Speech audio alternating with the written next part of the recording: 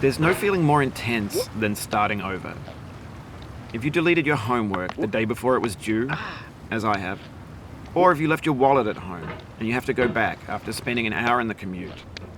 If you won some money at the casino and then put all your winnings on red but it came up black. If you got your best shirt dry cleaned before a wedding and then immediately dropped food on it. If you won an argument with a friend and then later discovered that they just returned to their original view. Starting over is harder than starting up. If you're not ready for that, like if you've already had a bad day, then what you're about to go through might be too much.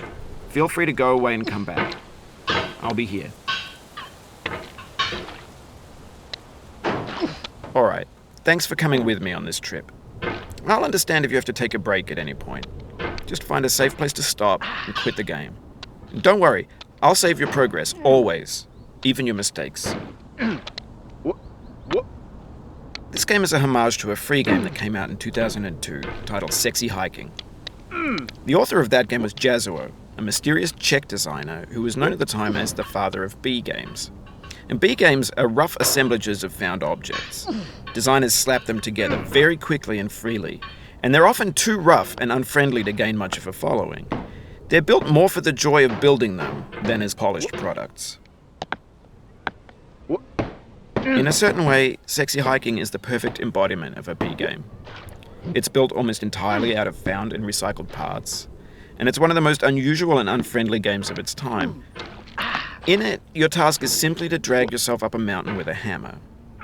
And that act of climbing, in the digital world or in real life, has certain essential properties that give the game its flavor. No amount of forward progress is guaranteed. Some cliffs are too sheer or too slippery. And the player is constantly, unremittingly in danger of falling and losing everything. Anyway, when you start Sexy Hiking, you're standing next to this dead tree that blocks the way to the entire rest of the game. It might take you an hour to get over that tree, and a lot of people never got past it. You prod and you poke at it, exploring the limits of your reach and your strength, trying to find a way up and over. And there's a sense of truth in that lack of compromise. Most obstacles in video game worlds are fake. You can be completely confident in your ability to get through them once you have the correct method or the correct equipment or just by spending enough time. In that sense, every pixelated obstacle in Sexy Hiking is real. The obstacles in Sexy Hiking are unyielding, and that makes the game uniquely frustrating. But I'm not sure Jazzuo intended to make a frustrating game. The frustration is just essential to the act of climbing, and it's authentic to the process of building a game about climbing. A funny thing happened to me as I was building this mountain. I'd have an idea for a new obstacle, and I'd build it, test it, and it would usually turn out to be unreasonably hard. But I couldn't bring myself to make it easier. It already felt like my inability to get past the new obstacle was my fault as a player rather than as a builder. Imaginary mountains build themselves from our efforts to climb them, and it's our repeated attempts to reach the summit that turns those mountains into something real. When you're building a video game world, you're building with ideas, and that can be like working with quickset cement. You mold your ideas into a certain shape that can be played with, and in the process of playing with them, they begin to harden and set until they're immutable, like rock.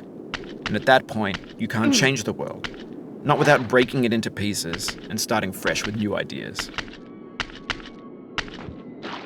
For years now, people have been predicting that games would soon be made out of prefabricated objects, bought in a store and assembled into a world. And for the most part, that hasn't happened, because the objects in the stores are trash. I don't mean they look bad or that they're badly made, although a lot of them are. I mean they're trash in the way that food becomes trash as soon as you put it in the sink. Things are made to be consumed and used in a certain context, and once the moment is gone, they transform into garbage.